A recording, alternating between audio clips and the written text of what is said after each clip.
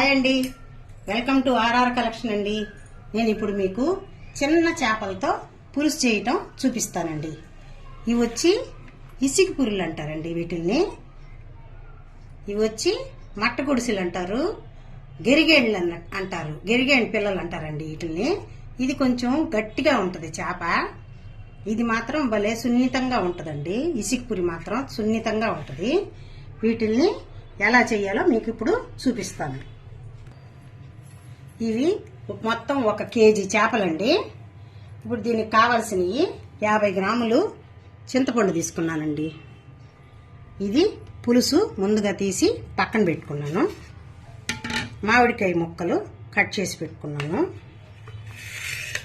ఇది వచ్చి 3 టమాటాలు, 2 ఎర్రగడ్డలు, 2 ఆనియన్, కరివేపాకు రెడీ చేసుకున్నాను.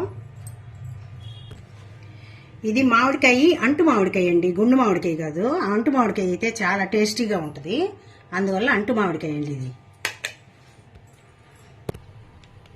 ఈ అంటు మామిడికాయ రుచే వేరండి, భలే బాగుంటుంది టేస్టీగా. గుండు మామిడికాయ అంత టేస్ట్ ఉండదు. దొరికితే ఇది వేసుకోండి, లేదంటే అదైనా వేసుకోవచ్చు. ఇప్పుడు నేను గిన్నె పెట్టేశాను. ఇప్పుడు గిన్నె వేడెక్కేసింది. నూనె వేస్తున్నానండి. నూనె చేపల పులుసుకి ఎక్కువ ఉంటేనే బాగుంటుందండి. నేను ఈ గరిటతో 3.5 గరిట ఆయిల్ వేసానండి. ఇప్పుడు 1 టేబుల్ స్పూను ఆవాలు వేసేసానండి. 1/2 టేబుల్ స్పూను జీలకర్ర వేసాను.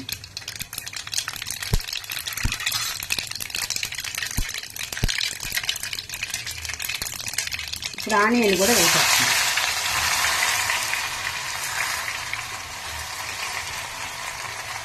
ఆనియన్, కరివేపాకు 2 వేసేస్తాను. ఒక 2 మినిట్స్ మనం ఇది ఆయిల్లో అలా వేగనిద్దామండి. ఈలోపుగా మనం చింతపండు పులుసు తీసి పెట్టుకున్నాం కదా, ఇందులో 1/2 టేబుల్ స్పూను పసుపు, 1 టేబుల్ స్పూను ధనియాల పొడి,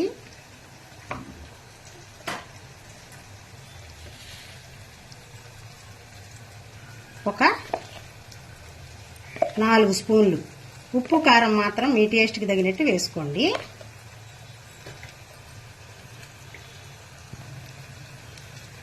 ఇప్పుడు మీ టేస్ట్కి తగినట్టు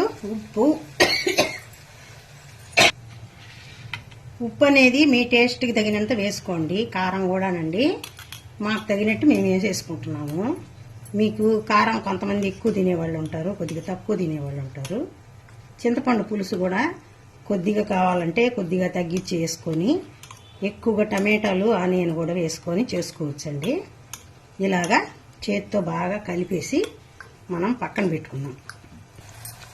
ఇప్పుడు ఆనియన్ కొద్దిగా మెత్తబడింది. ఇప్పుడు టమాటా కూడా వేసేస్తున్నానండి. ఈ టమాటా కూడా బాగా మనం మెత్తబడిన దాకా చిన్నగా మీడియం ఫ్లేమ్లో పెట్టి దీన్ని బాగా కలుపుకుందాం.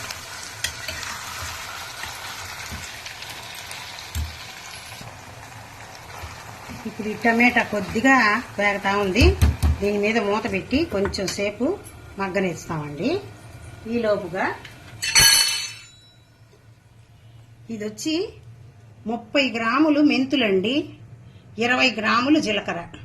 ఇవి మనం కరెక్ట్గా ఎర్రదోరగా ఫస్ట్ మెంతులు వేయించేసుకున్న తర్వాత మనం ఒక 2 నిమిషాల ముందు దించేస్తామనంగా, మెంతులు తీసేస్తామనంగా ఎర్రదోరగా వచ్చినప్పుడు జీలకర్ర 20 గ్రాములు వేసేసి వేయించుకున్న పౌడర్ అండి ఇది. ఈ పౌడర్ వచ్చి నేను 1 టేబుల్ స్పూను, చిన్నదండి ఇది, ఐస్ క్రీమ్ స్పూన్ ఇది, 1.5 స్పూను ఇది మనం కలిపి పెట్టుకున్న దాంట్లో వేసేసానండి. ఈ పౌడర్ని వేసినందువల్ల పులుసులో ఈ పులుసుకి మంచి టేస్ట్ వస్తుంది, వగరుని కొంచెం అణుస్తుందండి. చాలా బాగుంటుంది ఈ పౌడరు. మీరందరూ ట్రై చేయండి, చాలా బాగుంటుంది. ఇది పులిహోరలకు కూడా వేస్తారండి.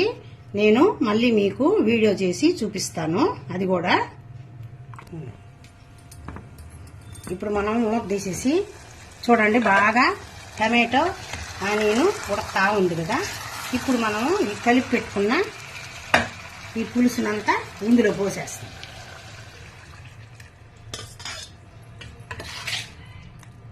పోసేసి బాగా ఈ పులుసుని ఒక 2-3 తెల్లులు తెల్లనిద్దామండి. అప్పుడు మనం చేపనేద్దాం.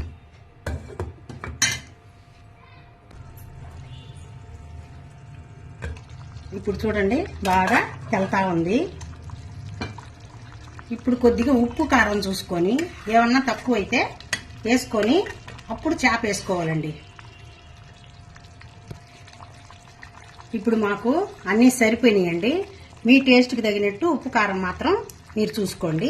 ఇప్పుడు సిమ్లో పెట్టేసి స్టవ్ని, ఇవి మట్ట గుడిసెలండి, అది గరిగెండ్లు అంటారు కదా, ఇవి మనం ఇట్లా దూరంగా ఒక్కొక్కటి విడివిడిగా వేసేసుకోవాలి. ముందు మట్ట గుడిసెలు వేసేసుకోవాలండి, అంటే కొంచెం ఇది హార్డ్గా ఉంటుంది, అది వచ్చి సున్నితంగా ఉంటుంది ఇసికి పులి. అందువల్ల ఇది ఒక 2 తెల్లులు తెల్లనిచ్చిన తర్వాత అది వేస్తాం. ఇప్పుడు మనము ఇది చూడండి 2 తెల్లులు తెల్లనిచ్చేసాము. చేప కొంచెం ఉడుకుంటుందండి, అది చూడండి కొద్దిగా ఉడికింది. ఇప్పుడు ఈ టైంలో కానీ వేస్తే చెదరకుండా బాగా నీట్గా మనకి పులుసు రెడీ అయిపోద్ది. ఈ విధంగా విడివిడిగా వేయండి. కుప్పగా వేసేస్తే మళ్ళీ పాడైపోతుందండి. ఇట్లా విడివిడిగా వేసేయండి. ఇదే టైంలో మనము మామిడికాయ కోసి పెట్టుకున్నాం కదా ముందుగా, ఇవి కూడా వేసేయాలి. ఈ మామిడికాయ మనకి ఉడికే లోపల కరెక్ట్గా ఆ ఇసికి పూరి చేప కూడా బాగా కరెక్ట్గా ఉడికిపోద్దండి. మళ్ళీ ఉడికిన తర్వాత చూద్దాం. మూత పెట్టేస్తాను. ఇప్పుడు చూడండి, కరెక్ట్గా మనకి మామిడికాయ చేప 2 ఉడికిపోయింది. చూడండి ఎంత బాగుందో. చూడండి, మామిడికాయ కరెక్ట్గా ఉడికిపోయింది, చేపలు కరెక్ట్గా ఉడికున్నాయి. ఇప్పుడు మనం తీసేసి సర్వింగ్ చేసుకోవాలండి. ఇప్పుడు మనం దించే ముందు కొద్దిగానండి ఒక 1/4 టేబుల్ స్పూన్ వేసాను. మీకు స్పైసీగా కావాలంటే 1 స్పూన్ వేసుకోండి. అబ్బా, మిరియాల పొడి వేస్తే అదిరిపోద్దండి టేస్ట్. స్టవ్ ఆన్ చేసేసాను, ఆఫ్ చేసాను.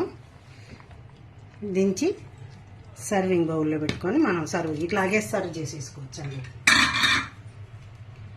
ఇది చూడండి, గుమగుమలాడే మట్ట గుడిసెలు ఇసికి పులుసు ఎంత టేస్ట్గా ఉంటుందంటే ఒక్కసారి మీరు ట్రై చేయండి. మళ్ళా చేసుకొని తింటారండి మీరు, అంత టేస్టీగా ఉంటుంది.